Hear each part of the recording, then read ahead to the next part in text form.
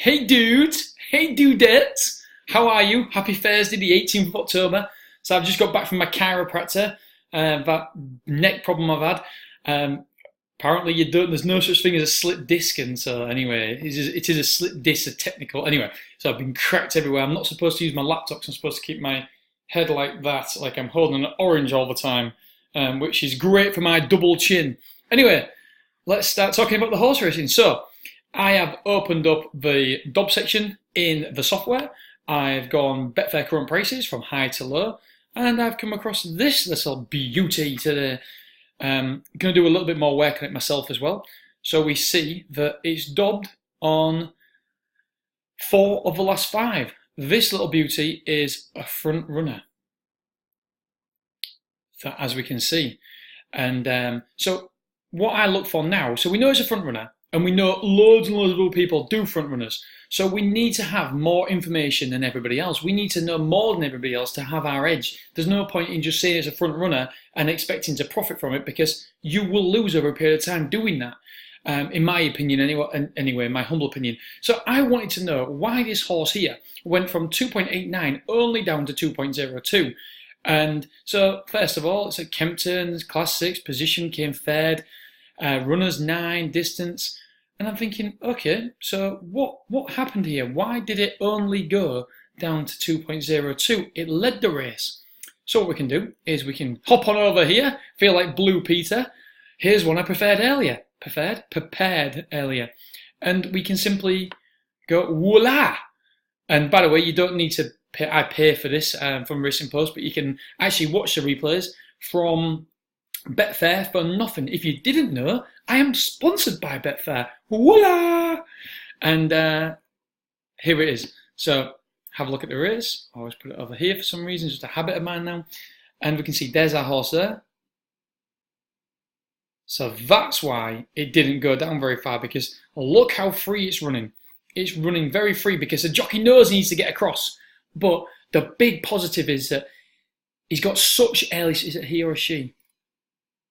He has got such early speed that we know then that this horse is capable of that. It's still running a little bit free. I pause this a minute because I want to tell you about it. It's still running a little bit free, and that will be negative in terms of the in-play boys, the in-play market, because you almost had to set the horse alight to get across from that wide draw into the fence and to get the lead. And so that's always a danger with a wide draw if you're a front runner, because yes, you can get the lead, but how much energy do you actually lose by doing that? But not only the energy you lose, but you've also set the horse alight now, because you've said to the horse, come on, let's go fast. And then when you got to the front, you said, right, let's go steady now. But the horse don't work like that. It's already, oh, fast. My neck. So you can see now the jockey is just trying to stop the horse doing too much. Now what happens next? This little bad boy comes alongside it, and that doesn't help the situation either. So we can see here, I've just got a handle on the horse, and then boom, this horse, you can see, look, he wants to go fast now, his head's in the air, look at that, because that damn thing has come alongside it, and it's ruining the chances of this horse. Phone's going. So you can see that now he's not in the lead, he's holding on to it now, he's taking the tug, and that's going to be negative. For anybody who understands race reading, and I've done this for years and years and years and years, it's all I've been doing, I just love watching racing. You can see now that this horse is still in the lead, but it just caused him just to want to go faster and use up too much energy. So this horse has really set him alight again. So 2 points he's been set alight this. One's from the jockey to get across from the wide stall, which he had to do, and that's a risk to reward ratio. You know that there's a potential that the horse is going to be set alight. And then secondly, this damn thing, if you back this, you're thinking, why are you coming alongside it? We don't want you. And so that's another negative. So we just fast forward it. But the thing for me is, watch where this one came. So he tried to live with it on the home bend, and because he exerted so much energy, he drops away. Now this one keeps on going. So this form for me is better than the actual placing suggests, because he had to overcome 2 big problems. Look, he's still there, fell on from home, he's still in the lead. And look at this bad boy. This bad boy is well back. And so I think this is a very, very good performance in the circumstances. And what you can never, ever see just from the figures is why something happened. And that's why I'm so passionate about learning more about what happened and why it happened. Because it only went down 30%. When look, recently it's been going down there. So just because it's gone down all them times, it doesn't mean it's going to go down on that one. Because each race is individual. Each race has different makeups to it. Excuse me. And I'm not saying get all technical and you've got to know this, this, and this. Because I'm not. You can overpower yourself with too much information. You can paralyze yourself with too much information. And so I'm very, very careful not to look at too much data, because you can look up data. I can spend 2 hours on a race and I can talk myself out of it because I've looked at all the pros and I've looked at the negatives and I've put them together and I'm thinking, well, hang about a minute. There's a negative, there's positives here, but there's negatives as well. And the more you look, the more you can count yourself out of it. So I don't want to overwhelm you guys with all the, I don't know, the technical jargon of it. I just want you to dig that little bit deeper. I'm not asking you to do loads of work, because that's all I've done. All I've done is what you've just seen there, and I've just seen if a race is working out well or not by 2 clicks. That's it. One horse has done okay, finished second, and the other horse has done rubbish, but it was further back in the field, so it's less relevant. So yeah, it's. I'm just trying to say, don't just use these figures, and I know a lot of people do. But that's absolutely fine if that works for you. But just try to dig a little bit deeper. If there's something anomaly that's happened and why, you want to know why. For instance, Maydol went right, soon led, always in rear. So all of a sudden it changed tactics. So that's interesting. But it hasn't done for the last 5 runnings. I don't expect it to. Again, I would just allow that to be. I wouldn't do any research into it. I wouldn't, because you can, like I say, you can paralyze yourself with too much research. And it's the 80-20 rule. 20% of the things you do got 80% of the results. So I wouldn't focus too much on doing too much work, because, like I say, you can paralyze yourself. All I'm saying is that on this occasion, because it was the last time out, I wanted to know what it meant when it says went right, start. Don't know what that meant. So I wanted to see him learn and see it. So now what I would do now, so I know this horse is very, very fast away. If I'm looking for a potential in-play trade, the price is okay for a 30 to 50% swing trade, or back to lay. And so what I'm wondering now is, okay, is there any more horses in the race that could potentially take this horse on today? And what stall are we at? Stall 3, so it's got a good stall. We know that Mark Johnson is a front-running trainer, so we've got to be careful about this. Although it's in stall 6, so Smart Illusion won't have to do too much to get in the lead from there. I just want to see if number 1 and number 2 are front runners, and just quickly see if this one is a potential plot for us. Not a plot, is it a blot on the copybook? I don't know, whatever you want to say. I don't want it to be a front runner anyway, because then that will, I suppose, negate any not value, but any edge that we potentially could have. So 6:30 Wolverhampton. So here we go. Oh, my neck! God damn it! Right, so let's have a look. Sorry, just pause the recording then. So let's have a look. Held up! We winning! Woohoo! Yeah! If there's 2 front runners in the race, I keep saying it a million times, do not do it. Awkward start. That's what we love to see. Held up. Awkward start. Soon in midfield. Led. Chase leaders. Now that doesn't concern me. Like, again, you can paralyze yourself with more information. Now, if you was having a big bet, if you wanted to delve a little bit deeper, you can just watch this race, see how this horse ran. Betfair SP of 8.42. The in-play low was 14.5, which is bloody terrible. It just whoop, bounced straight up. Here, again, terrible. And when it did go down in price was when it led. Chase leaders led narrowly. So it's led 25% of its starts.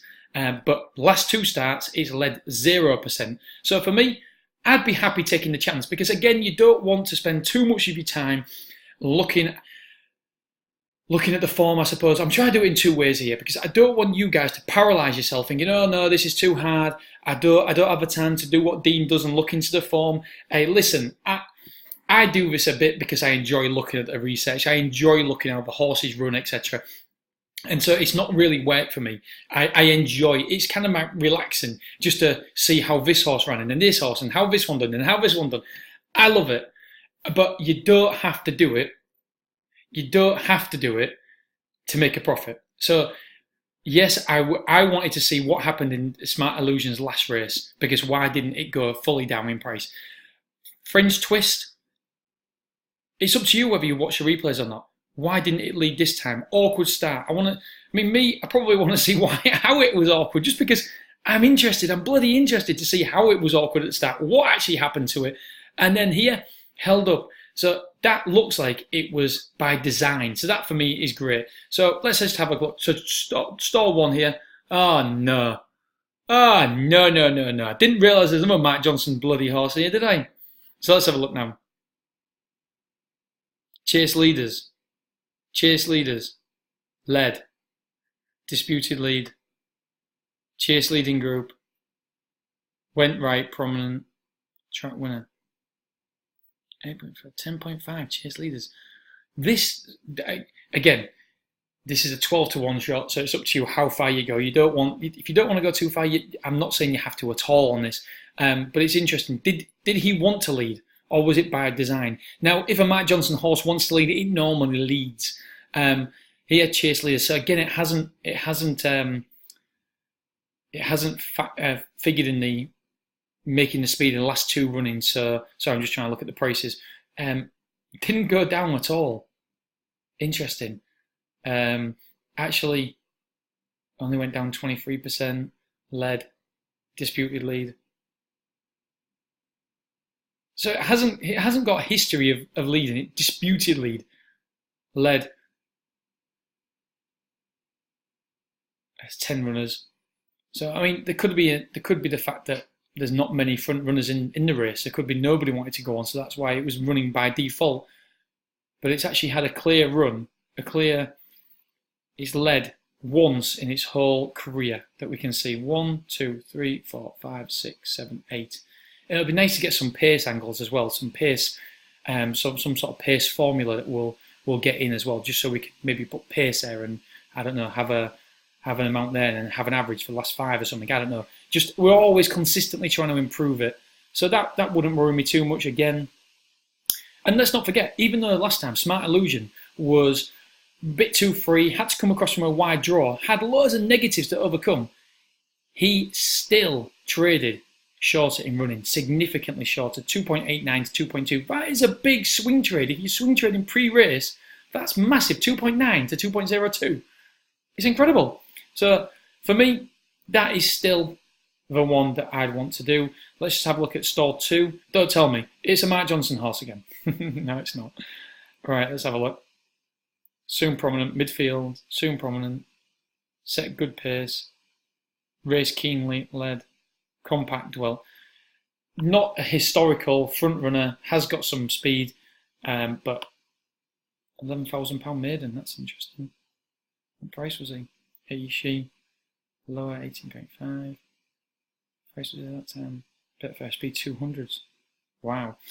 So yeah, not a lot that would overly concern me there. These videos are only supposed to be 2 minutes, 13 minutes. It's nearly as long as my bloody betting preview for the Premier League. By the way, I've done a Premier League preview today on the podcast, the Betting Guy podcast. Search it on iTunes. Have a look on the website, thebettingguy.co.uk. We will be opening the doors for this software in around about 6 weeks. And I promise you, for me, it is the best money can buy, the best value out there at the minute. I'll put a link to the show notes. We may only open it to the waiting list. We've already got 300 people on the waiting list, which is phenomenal, 320. That's going up an average of like 6 or 7 a day, which is crazy, 6 or 7 a day now. Obviously, we had a big influx as soon as we opened it up, and now it's going 6 or 7 a day, which is 300 people on the waiting list. You guys rock. Thank you so much, and I will never, ever take you guys for granted. Everything we do has you guys in mind, and myself as well, because I actually use it. I'm like Peter Webb. Can't believe I just compared myself to Peter Webb. Peter Webb's a legend. I am not. Well, I am. To my family. So Peter Webb, he uses BetAngel, and that's why it is so good. I use this, and so hopefully that is why this is so good as well. Anyway, 15 minutes is an awful long time. I appreciate your ears, guys. Thank you so much. And yep, check out the results on the 18th of October. This might be in the free course as a case study as well. The only trouble is I don't know how to record afterwards after I stopped it. So 6:30 race could be of interest to people. Smart Illusion looks like it's going to be the pace angle. Looks like it's a 30 to 50% trade. And if you want to know what that looks like, yeah, there.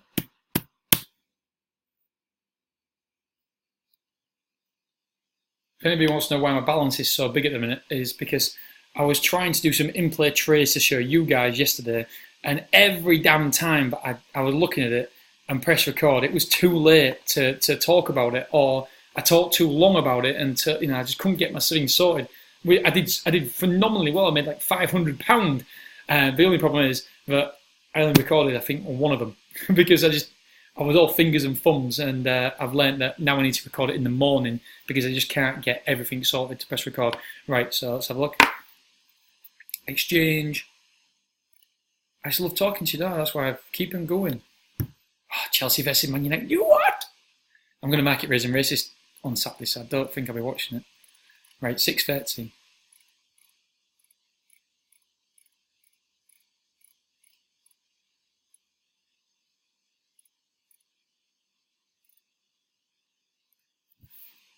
Right, so say we want to go for a 30% profit at the current prices. It would be perfect. It has to be. So for a 30% profit, that's all we need.